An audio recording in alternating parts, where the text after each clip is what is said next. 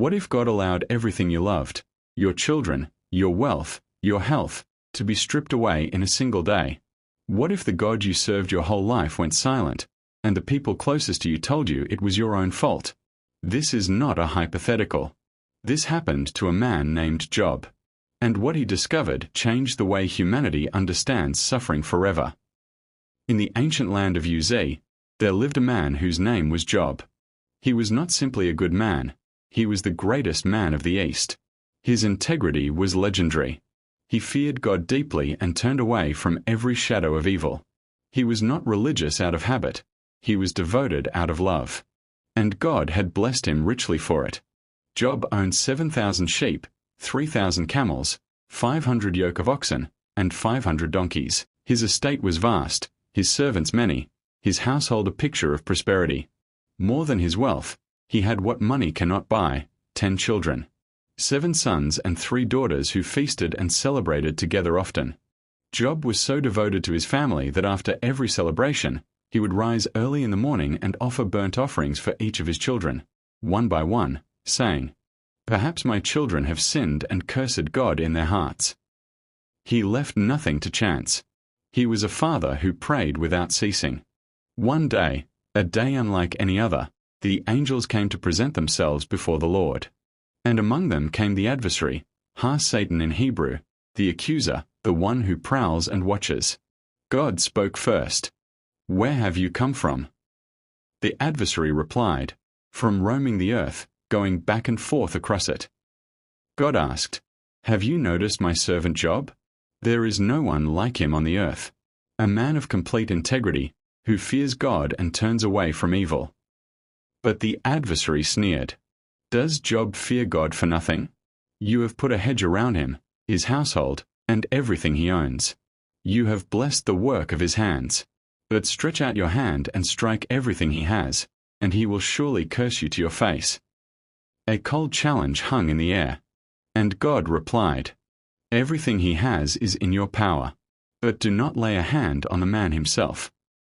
With that, the adversary departed. It began like any other morning. Then the messengers came, one after another, each arriving before the last had finished speaking. First messenger. The oxen were plowing and the donkeys were grazing nearby, and the Sabaeans attacked and carried them off. They put the servants to the sword. I am the only one who escaped to tell you. Second messenger, while the first was still speaking. The fire of God fell from the sky and burned up the sheep and the servants, and consumed them all. I am the only one who escaped to tell you. Third messenger, while the second was still speaking. The Chaldeans formed 3 raiding parties and swept down on your camels and carried them off. They put the servants to the sword. I am the only one who escaped to tell you. Job's world was collapsing in real time. Fourth messenger, while the third was still speaking.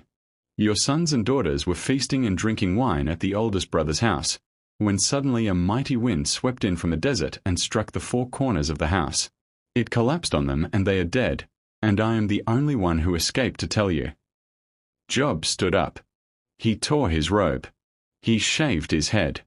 He fell to the ground. And he worshipped. "Naked I came from my mother's womb," he said, "and naked I will depart. The Lord gave and the Lord has taken away. May the name of the Lord be praised." In all of this, Job did not sin and did not charge God with wrongdoing. The angels came again before the Lord. God pointed to Job once more. "Have you noticed my servant Job? He still maintains his integrity, even though you incited me against him to ruin him without any reason." But the adversary pressed further. Skin for skin. A man will give all he has for his own life. But stretch out your hand and strike his flesh and bones, and he will surely curse you to your face. God responded, "He is in your hands, but you must spare his life." The adversary left, and Job was afflicted with painful sores from the soles of his feet to the crown of his head. He took a piece of broken pottery and scraped himself with it as he sat among the ashes. His own wife looked at the man she had once known, prosperous, healthy, full of life, and could not hide her anguish. "Are you still maintaining your integrity?" She cried, "Curse God and die." Job looked at her gently. You are talking like a foolish woman. Shall we accept good from God and not trouble? In all of this, Job did not sin in what he said. Word traveled far. 3 of Job's closest friends, Eliphaz the Temanite, Bildad the Shuhite, and Zophar the Naamathite, heard what had happened and came together by agreement to go and sympathize with him, to comfort him. But when they saw him from a distance, they could barely recognize him. His suffering had transformed him completely. They wept aloud and tore their robes and sprinkled dust on their heads. Then they sat with him on the ground. For 7 days and 7 nights. No one said a word, because they could see how great his suffering was. This, sitting in silence, was the wisest thing they would ever do for him. After 7 days, Job opened his mouth, and cursed the day of his birth. May the day of my birth perish, and the night that said, a boy is conceived. Why did I not perish at birth, and die as I came from the womb? Why were knees there to receive me, and breasts that I might be nursed? For now I would be lying down in peace, I would be asleep and at rest. He didn't curse God. He didn't question God's existence. He lamented his own suffering, with raw, unfiltered honesty. This is Job's humanity. He didn't perform peace he didn't feel. He wept from the depths of his soul. The 3 friends took turns speaking, and their argument was always the same, dressed in different language. Eliphaz spoke first, gently at first, then more pointed. Consider now, who, being innocent, has ever perished? Where were the upright ever destroyed? Those who plow evil and those who sow trouble reap it. Job, you must have sinned. Return to God. Confess, and he will restore you. Bildad was blunter. Does God pervert justice? Does the Almighty pervert what is right? If you are pure and upright, even now he will rouse himself on your behalf. Your children sinned against him, and he gave them over to the penalty of their sin. Zophar was the harshest. Know this, God has even forgotten some of your sin. Can you fathom the mysteries of God? If you put away the sin that is in your hand, then you will lift up your face without shame. Their theology was clean. Their logic was tidy. And it was wrong. Job responded to each one with equal force, defending his integrity, questioning their easy answers, and daring to speak his pain directly to God. Will you speak wickedly on God's behalf? Will you speak deceitfully for him? Will you show him partiality?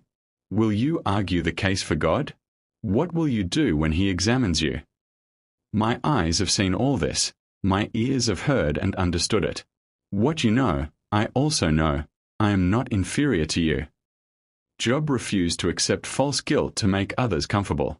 In the middle of the debate, Job did something extraordinary. He didn't just argue with his friends. He directed his anguish directly at God.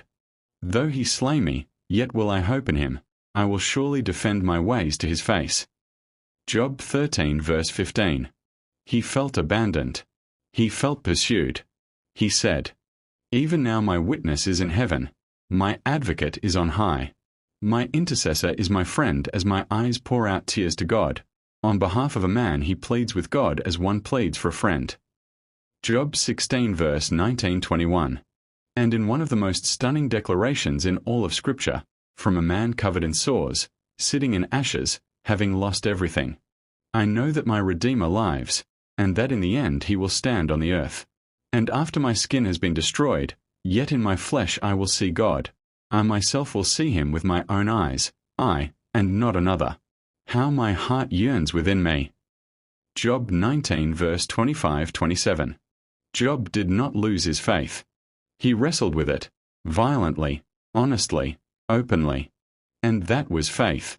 There was a 4th man who had been silent all along, Elihu, young and burning with frustration. He was angry at Job's friends for condemning Job without proof. But he was also angry at Job for justifying himself rather than God. He spoke at length, passionately, insisting that God is greater than man, that suffering can be discipline, that God speaks in dreams and visions and pain to draw people back. God is greater than any mortal. Why do you complain to him that he responds to no one's words? For God does speak, now one way, now another, though no one perceives it. His words had more grace than the 3 friends. But even Elihu did not have the full picture. The answer would not come from any man. Then the Lord spoke to Job out of the storm. Not to explain. Not to apologize. Not to answer Job's questions. But to ask questions of his own. Where were you when I laid the earth's foundation? Tell me, if you understand. Who marked off its dimensions? Surely you know. Have you ever given orders to the morning, or shown the dawn its place? Have you journeyed to the springs of the sea, or walked in the recesses of the deep? Can you bind the chains of the Pleiades? Can you loosen Orion's belt? Can you bring forth the constellations in their seasons? Who provides food for the raven when its young cry out to God and wander about for lack of food? Question after question, galaxy after galaxy, creature after creature. God was not diminishing Job. God was expanding him, showing him that the universe was infinitely larger, more complex, and more intentional than Job's suffering narrowed view could contain. Will the one who contends with the Almighty correct him? Let him who accuses God answer him. The first time, Job could barely find words. I am unworthy. How can I reply to you?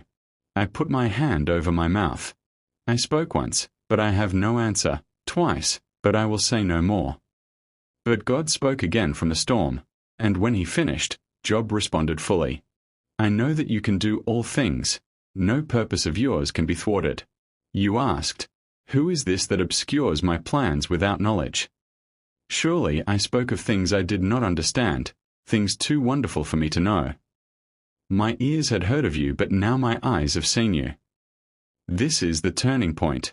Job never got the answer to why. But he got something better. He got God. And that was enough. Then the Lord turned to Eliphaz and said, I am angry with you and your two friends, because you have not spoken the truth about me, as my servant Job has. This is stunning. The three friends with their tidy theology, their confident explanations, their religious certainty, they were wrong. Job, who cried out, who complained, who demanded answers, he had spoken what was right. God does not want religious performance. He wants honest relationship. The three friends were told to go to Job and offer burnt offerings. And God told them, My servant Job will pray for you, and I will accept his prayer and not deal with you according to your folly. Job, the man they had condemned, was now their intercessor. After Job prayed for his friends, the Lord restored his fortunes. He gave him twice as much as he had before. His brothers and sisters and everyone who had known him came and ate with him and comforted him over all the trouble the Lord had brought on him. Each one gave him a piece of silver and a gold ring. The Lord blessed the latter part of Job's life more than the former. He had 14,000 sheep, 6,000 camels, 1,000 yoke of oxen, and 1,000 donkeys. He had 7 sons and 3 daughters, and his daughters were the most beautiful women in all the land, and Job gave them an inheritance along with their brothers. After his suffering, Job lived 140 more years.